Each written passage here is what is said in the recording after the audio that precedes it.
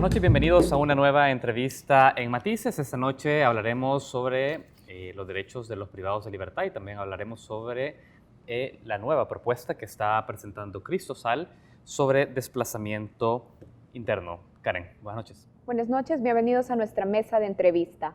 Como lo hemos dicho, este lunes Cristosal presentará una demanda de inconstitucionalidad contra las reformas a la ley penitenciaria aprobadas en agosto de 2018. La organización critica que las enmiendas van en contra de los derechos constitucionales de los privados de libertad, como el derecho a la integridad, a la salud y a la vida.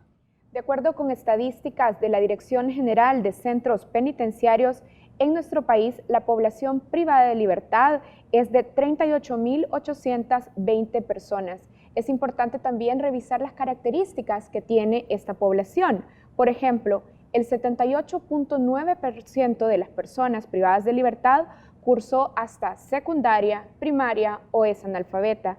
El 65.7% tiene entre 18 y 35 años y el 92% son hombres. A su llegada a la presidencia, Nayib Bukele, como administraciones anteriores, apostó a endurecer los controles en los centros penales como medida de seguridad y presión hacia las pandillas. Para conversar por eso sobre esa situación del sistema penal de El Salvador y de sus deudas con la rehabilitación y reinserción, tenemos a nuestros invitados, pero también hablaremos de otro tema, Karen. Así es, con nuestros invitados también vamos a conversar sobre el anteproyecto de ley especial para la prevención y protección integral a las víctimas de la violencia en condición de desplazamiento forzado. Un anteproyecto que ha presentado también Cristosal a la Asamblea Legislativa. Y para conversar sobre estos dos temas, damos la bienvenida a Celia Medrano. Celia Medrano es directora de programas de Cristosal. Bienvenida nuevamente a nuestra entrevista, Celia. Buenos días, buenas noches, un gusto estar acá con ustedes ahora. Bienvenida. Y también damos la bienvenida a Abraham Ábrego. Abraham es director del programa de atención a víctimas de Cristosal. Bienvenido, Abraham. Buenas noches, gracias por la invitación y un saludo a los amigos y amigas que nos sintonizan. Muy bien, Abraham, comencemos esta entrevista. Hemos dicho que con las reformas a la ley penitenciaria aprobadas en agosto de 2018 por los diputados, medidas que anteriormente habían sido clasificadas como extraordinarias, ahora se vuelven permanentes dentro del ordenamiento jurídico del país en centros penales. Explíquenos cuáles de estas reformas aprobadas por los diputados representan una violación a derechos constitucionales para las personas privadas de libertad. Sí, gracias. El recurso que está presentando Cristosal el día de mañana precisamente se basa en un estudio y análisis que hemos hecho en consulta con familiares de personas privadas de libertad, sobre todo el impacto que ocasionó las medidas extraordinarias, que como recuerdan ustedes se vinieron prorrogando por varios años. Esas medidas luego se trasladaron a la ley penitenciaria y conllevaban varias reformas, pero en la que hemos hecho hincapié es en dos líneas. Primero, es que la reforma le da una amplia discrecionalidad a los directores de los centros penitenciarios para determinar en qué momento dictan como condiciones o regímenes excepcionales en los centros penales, en el sentido de que un centro penal puede ser un centro penal que no sea de máxima seguridad, que por naturaleza tiene un régimen especial, y los centros penales generales, pero hay la posibilidad de los directores de centros penales de establecer como medidas excepcionales en determinadas situaciones. Abraham, me gustaría interrumpirlo aquí nada más para entender cómo se produce este cambio con respecto a la situación anterior. Si esta discrecionalidad se permite a partir de la reforma, ¿cómo funcionaba anteriormente? Sí, yo diría que ya había discrecionalidad, pero se amplía la discrecionalidad de los directores y sobre todo porque establece ciertas medidas que afectan derechos de los reclusos y específicamente, por ejemplo, el artículo 14A de la ley penitenciaria, de la reforma, que establece la restricción prolongada de las visitas familiares. Esta medida, que no estaba antes así, implica que en los centros penales de máxima seguridad no se permite la visita familiar y se puede restringir en forma temporal o prolongada. El segundo aspecto que vemos como crítico es el artículo 79A, que se refiere a la posibilidad que tienen los centros penales de establecer un régimen especialmente estricto. El problema es que la reforma solo dice régimen especialmente estricto, pero no se refiere qué significa eso, en qué condiciones, bajo qué características. Cada director puede decidir cómo va a articular, las medidas. Y qué medidas, y las causas que dan para hacerlo son bien amplias.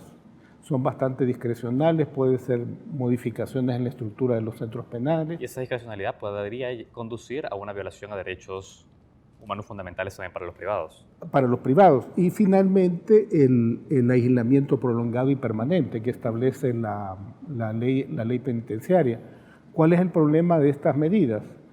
Primero es que tanto la restricción permanente de las visitas familiares a las personas privadas de libertad, como el aislamiento prolongado, son prácticas que son consideradas como tortura o tratos crueles, inhumanos o degradantes y que están prohibidos por la Constitución y las normas internacionales. Ha quedado claro ese punto, Abraham. Celia, nos gustaría que usted nos explique o también reaccione a la manera en la que el presidente de la República ha abordado la situación sobre centros penales, porque a un mes de su llegada a la presidencia, él decretó emergencia máxima en centros penales. De hecho, fue luego de una serie de una ola de hechos delictivos, el asesinato de un investigador de la PNC. En un tuit, el presidente señaló, mandó un mensaje y dijo: para las maras, si quieren que sus homies vean un rayito de sol, detengan todos los homicidios inmediatamente. No hay otra negociación. De fondo estaba él utilizando la condición de los privados de libertad en las cárceles como moneda de cambio para la reducción de asesinatos. ¿Cómo analizan ustedes ese tipo de medidas adoptadas por el presidente? Nos hemos pronunciado en diferentes momentos sobre este tema. En primer lugar, relacionar el tema de las medidas contra privados de libertad, lesionando derechos humanos fundamentales, y una aplicación general a todos los centros de detención y cárceles sobre la base de plantear el castigo sobre la violación a derechos de personas privadas de libertad. Relacionar la disminución de homicidios a las medidas de seguridad implementadas en centros de detención puede ser un análisis equivocado, en primer lugar. En segundo lugar, es importante plantear de que la aplicación de manera indistinta en todos los centros, incluyendo aquellos que son centros para mujeres, por ejemplo, que tienen a sus niños menores de 5 años con ellas en los centros de detención, generó una serie de situaciones de crisis dentro de la insostenibilidad de la medida. Por ejemplo, la Dirección de Centros Penales estaba un mes después pidiendo a organizaciones humanitarias que proveyeran de artículos de primera necesidad de higiene, papel higiénico, pasta de dientes, a organizaciones humanitarias, porque perdieron de vista que era la familia la que llevaba esos insumos, o pidiéndole a organismos relacionados con defensa de derechos de la niñez que llevaran fórmula láctea, que llevaran pañales para los niños menores de 5 años que están con sus mamás dentro de centros específicamente de reclusión femenina. Entonces, ese tipo de aspectos nos denotó que la aplicación de manera heterogénea, sin distinción, sin focalización, un enfoque de la diferencia de aplicar esto para ciertos privados de libertad o un enfoque de género en la misma, generó crisis en algún momento. Esto en primer lugar. En segundo, quisiera entrar a un punto de fondo. Se está viendo el tema de centros penales desde una perspectiva ni siquiera de seguridad pública. Se ha perdido una visión de seguridad humana frente a esta situación. Se está implementando el tema de restricción de derechos como un castigo, y en eso está basado uno de los aspectos fundamentales del recurso de inconstitucionalidad. Ahora, quiero que nos detengamos aquí. Tenemos dos posturas en esta gran construcción del discurso. Celia estaba ya diciendo que es un análisis equivocado, podría ser un análisis equivocado asociar la disminución de homicidios a las medidas estrictas en centros penales, pero en este país, Abraham, es incendiario sostener un discurso que defienda los derechos humanos de las personas privadas de libertad. Estar privado de libertad en la construcción del discurso, por ejemplo, del presidente y de su equipo, equivale a ser pandillero, y esto, por supuesto, equivale a ser culpable de asesinatos, desapariciones, violaciones y otros crímenes. Y en un escenario de barbarie, pero también de impunidad, resulta que la opinión pública termina justificando y defendiendo esto que ustedes están calificando como tratos inhumanos y crueles. ¿Por qué Abraham asume Cristosal esta posición de defender los derechos humanos de las personas privadas de libertad? Bueno, precisamente lo que decía Celia, que para nosotros no hay forma de combatir la criminalidad y resolver el problema de violencia de este país si no cambiamos el enfoque de seguridad pública a un enfoque de seguridad humana. Y en esa línea hay que considerar la criminalidad, no solo la judicialización y el castigo, que es parte de esa parte, sino que básicamente la readaptación. Si no es un círculo vicioso que no nos va a sacar en ningún momento, y eso está demostrado por 30 años de políticas iguales, de considerar sin derechos a las personas privadas de libertad, sin mucho énfasis en la reinserción, rehabilitación, y no hemos resuelto el problema. Y nuestro enfoque es que, y lo ha dicho la sala claramente, de que las personas que entran a un centro penitenciario condenadas o procesadas no pierden todos sus derechos, pierden el derecho a la libertad, pero tienen el derecho a la salud, tienen el derecho a condiciones dignas, y además el artículo 27 de la Constitución establece claramente que el objetivo de la pena es la readaptación. Es decir, que ese es el objetivo de un sistema penitenciario. ¿Y ustedes identifican que ese rol, esa función no se está cumpliendo por parte del sistema penitenciario del país? No, precisamente, por ejemplo, tratamos de probar que estas medidas, al restringir, por ejemplo, la importancia que tiene que una persona que esté en la cárcel, sobre todo con penas bastante largas, no tenga contacto ni siquiera con su familia ni con sus hijos, es un factor que impide la adecuada readaptación y rehabilitación. Entonces, todas estas medidas lo que hacen es obstaculizar la finalidad que debería tener un sistema penitenciario. Celia, para quienes nos están viendo en este momento, también tendrán de alguna manera un bombardeo comunicacional por parte del gobierno en la reducción de homicidios que se registró en el mes de octubre, una reducción que el gobierno destacó como histórica, 3 puntos homicidios diarios en el mes de octubre, según datos oficiales. Y el gobierno de Nayib Bukele esto lo ha destacado obviamente como un logro de gestión, pero también luego de aplicar medidas severas en los centros penales, precisamente las que estamos cuestionando en esta mesa. ¿Qué certeza hay de que, porque tú decías no es el enfoque adecuado hacer la relación entre medidas estrictas y reducción de asesinatos, pero qué certeza hay de que no hay una vinculación entre ambas variables? Porque la gente puede decir, están criticando algo que en realidad se ha dado resultado, porque se han reducido los homicidios. ¿Cómo poder cuestionar esa relación? La certeza nos la va a dar el tiempo, Saúl. En la medida de que pase el tiempo, vamos a descubrir, van a evidenciarse dos aspectos fundamentales. ¿Qué subyace detrás de la reducción de homicidios?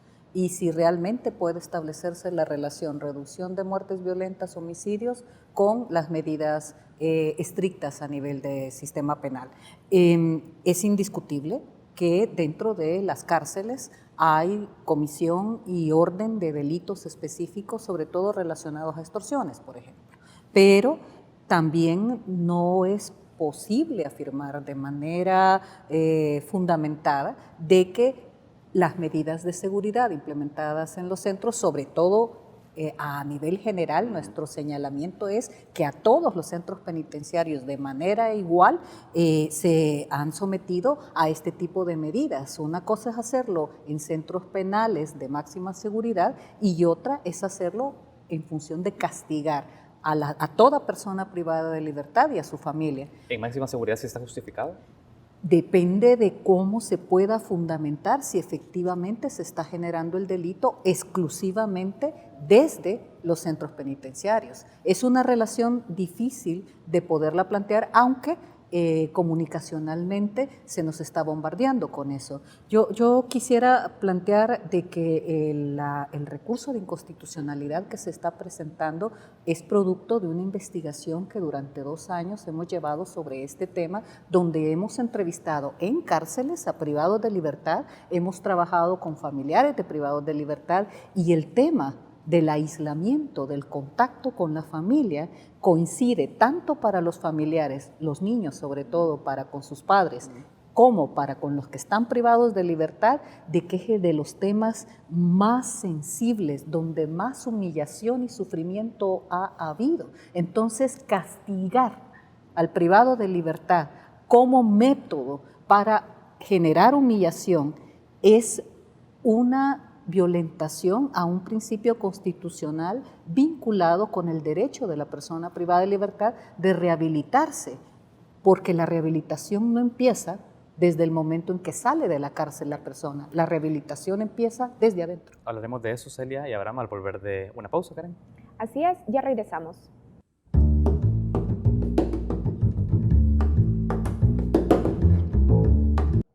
Continuamos en nuestra entrevista. Hoy nos acompañan en la mesa Celia Medrano. Celia es directora de programas de Cristosal, y también está con nosotros Abraham Ábrego, director del programa de atención a víctimas de Cristosal. Abraham, en la introducción a este programa, en el bloque anterior, poníamos sobre la mesa algunas de las características de la población privada de libertad en El Salvador, y queremos comentarla. Cuando la observamos, decíamos, tenemos que el 78.9% de esta población ha cursado hasta secundaria, primaria o son analfabetas. También teníamos que es una población mayoritariamente joven.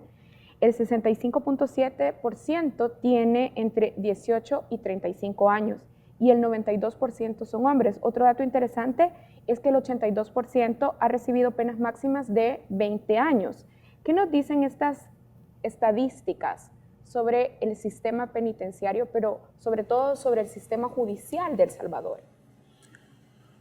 Bueno, ahí habría que agregarle otra cifra importante, que es hasta qué grado cuántos son procesados y cuántos condenados, que también habla del sistema que andaba por ahí por el 30% de gente que estaba en los centros penitenciarios, pero no había recibido todavía condena. Yo diría que lo que refleja es que efectivamente el sistema penal básicamente va a perseguir sobre todo a cierto sector, que básicamente estamos población joven, que estamos viendo que la que está más estigmatizada por esa política que dice que el problema principal de criminalidad son las pandillas. Entonces, los jóvenes y también de extracción humilde, o sin educación, creo que esa es una característica que se ha mantenido en los años. Quizás la variable ahí es los jóvenes, que se ha agudizado, digamos, con este tema de las pandillas, pero diría que refleja población de escasos recursos, pobre, pero además que se está generando unas condenas largas, ¿no? Entre más se ha ido aumentando las penas. El otro dato de la población que no está todavía condenada no reflejaría que tanto el sistema judicial ha sido efectivo, porque hay que recordar que una persona puede ser procesada, está detenida en un centro penal, porque se han ido ampliando las detenciones provisionales, pero no necesariamente significa que el sistema ha logrado establecer que es culpable.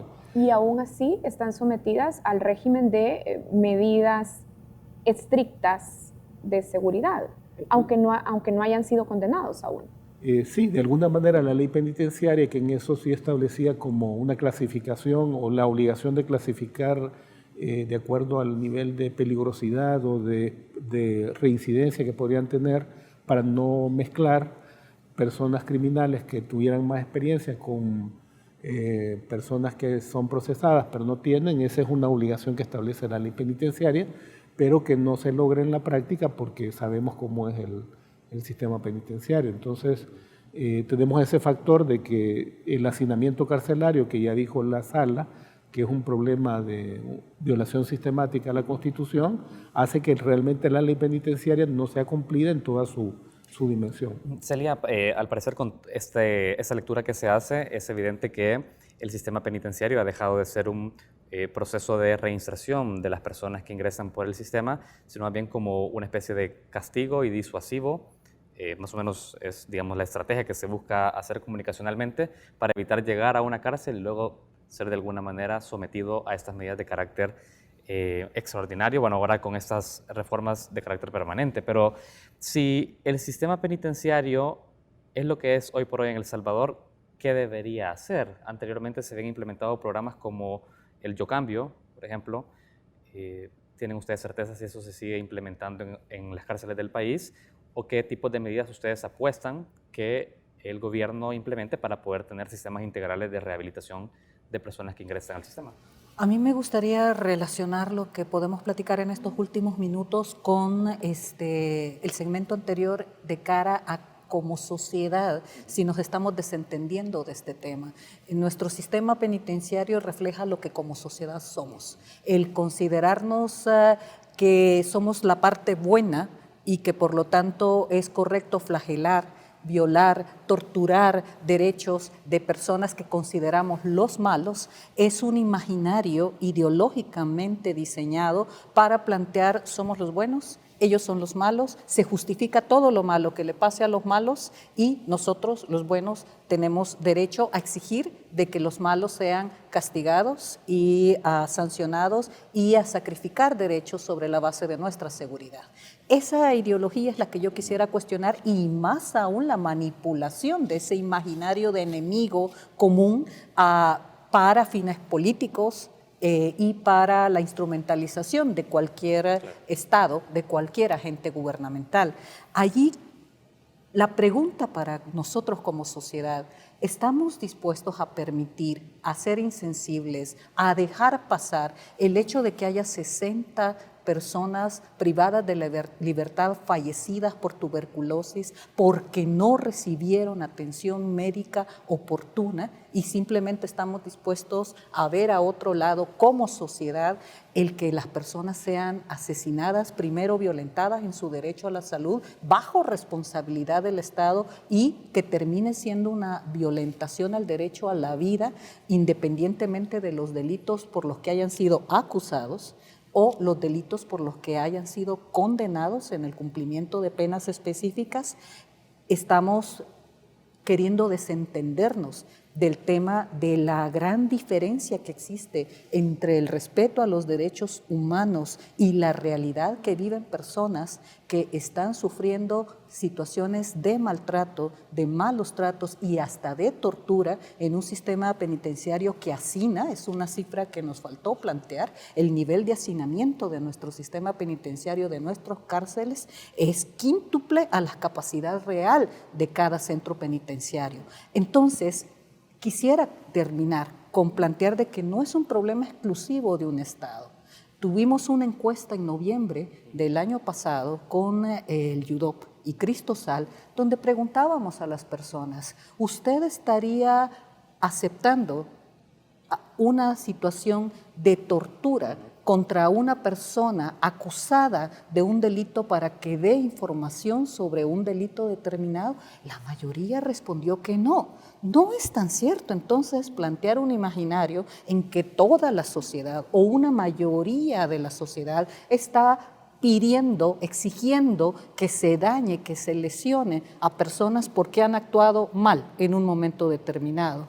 Si cambiamos narrativa en relación a esto, la gran pregunta no es ¿usted está de acuerdo de que una persona se pudra para toda su vida por haber cometido un delito? Si más bien la pregunta es ¿estaría de acuerdo que mi hijo fuese condenado injustamente o durante el proceso de un debido proceso legal estuviese sufriendo una situación de hacinamiento, de tortura, de daño, de lesión de sus derechos, sin terminar de demostrarse si es responsable o no del delito determinado? Es ahí donde tenemos un rol como sociedad y en ese rol de sociedad somos capaces de no admitir esa violación, de ser humanos y humanizar desde un enfoque de seguridad humana la situación de cómo se trata el tema de los privados de libertad. Y eso va también en una conciencia nuestra colectiva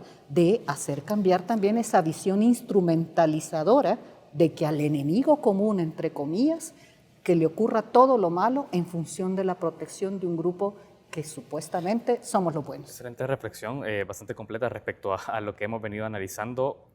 El tiempo se nos hace escaso y queremos preguntarles también sobre otra iniciativa que ustedes han presentado, Abraham, porque en representación de las víctimas han presentado a la Asamblea Legislativa una propuesta de ley especial para la prevención y protección integral a las víctimas de violencia en condición de desplazamiento forzado. ¿Podría explicarnos más sobre esta propuesta que han presentado?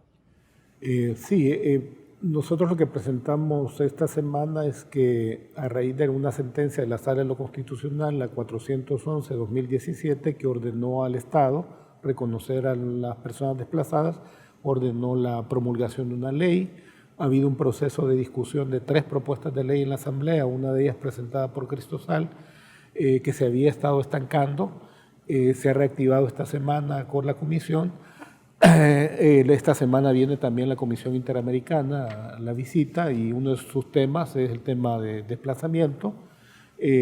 Nosotros en ese marco y tomando en cuenta que una de las obligaciones de la sentencia es establecer un presupuesto dirigido a víctimas, presentamos esta semana un estudio a la Comisión sobre cuál sería la factibilidad de financiar una propuesta de ley de desplazados. ¿Y cuánto costaría, Abraham? El estimado es para una población, estimando lo que ha atendido a un sistema de atención por parte de ONGs, tomando de referencia la atención del sistema regional, que era de 1.700 en 2018.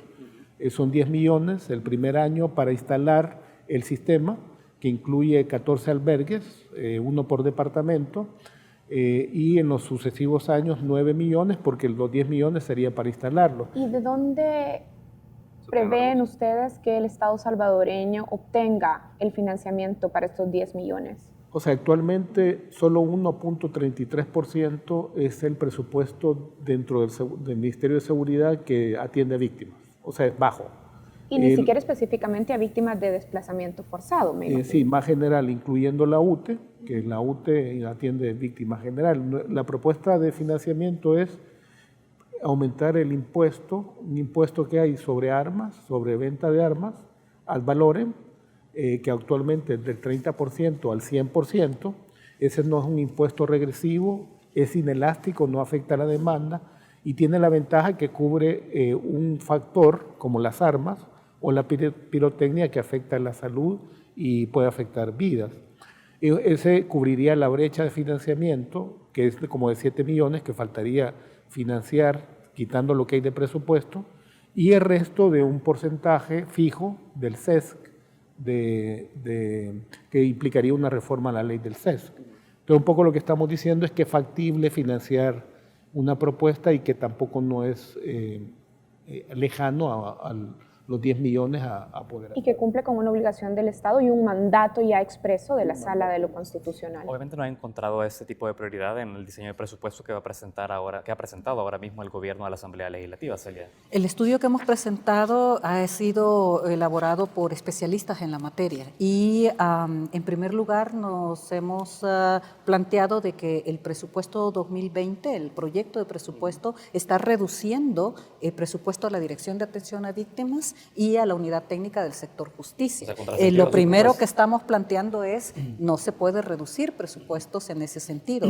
Hemos planteado que se está arrastrando un incumplimiento de la sentencia 411 que claramente dice debe de haber un porcentaje específico para atención concreta a víctimas desplazadas por violencia. Terminar con decir de que el argumento que diputados nos han dicho de que no hay fondos no es cierto. La propuesta técnica ha sido planteada para, en primer lugar, decir que gradualmente, aumentando el impuesto en la venta de armas, poder señalar de que tener 7 millones de dólares para atender un promedio de 2.000 desplazados internos en la estructura estatal y ir subiendo en los siguientes años a 9 millones, a 12 millones en función de este impuesto. Es importante decir de que no es cierto entonces de que no hay manera de financiar este apoyo y por lo tanto arrastrar el incumplimiento de la sentencia hasta en este punto debería de ser corregido por los diputados